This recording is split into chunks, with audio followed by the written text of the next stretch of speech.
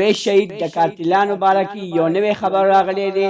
د اویس شهید دوه قاتلان د جیل نه آزاد شول.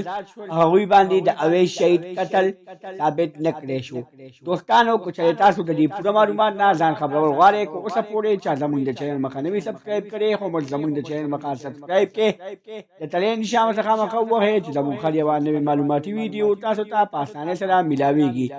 دوستانو، اویس د ضلع چارسدي په خلیچن مندني علاقه کې اوسېدو.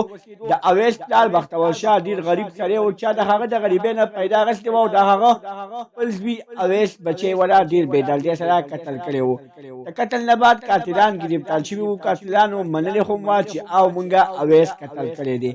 دوستانو چې بیا وخت تېرېدو د وخت تېرېدو سره قاتلانو خپلې فیصلې بدلې کړې او یو پلان مطابق باندې وچلېدل. په هغه پلان کې هغوی وویلي چې مونږ به د اویس شهید د قتل نه انکار وکړو او مونږ به د جیل نه خلاص شو. همدغرانګې د هغوی پلان نن کامیاب شو. دوی یو ځل د اویس شهید د قتل نه انکار کړی و. په هغې باندې میډیا راپاڅېدلې وه. میډیا د اویس شهید د قاتلانو خاندان سره خبرې کړې وې.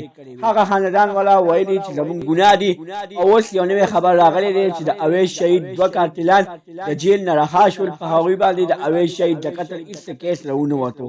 دوستانو، هغه قاتلانو نامې دي، یو الیاس دی، یو اسد دی.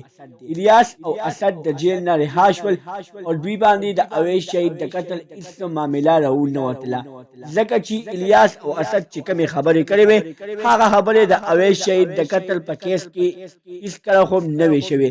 کومې خبرې چې زین العابدین کړې وې د هغه زین العابدین خبرې رښتیا وې. هغه زین العابدین قتل کړی و او دوه کسان څوک چې هغه به هم ډېر ژر واپس ګرفتار کړی شي.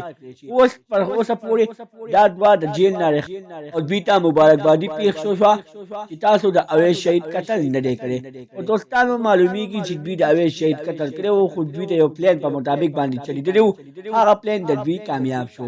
دا وه زموږ نننۍ ویډیو. که زموږ دا ویډیو مو خوښه شوې وي زموږ د چینل مخه سبسکرایب کړئ، د تلې نښان ورڅخه مخه ووهئ چې زموږ هر یوه نوې معلوماتي ویډیو تاسو ته په اسانۍ سره میلاویږي. والسلام.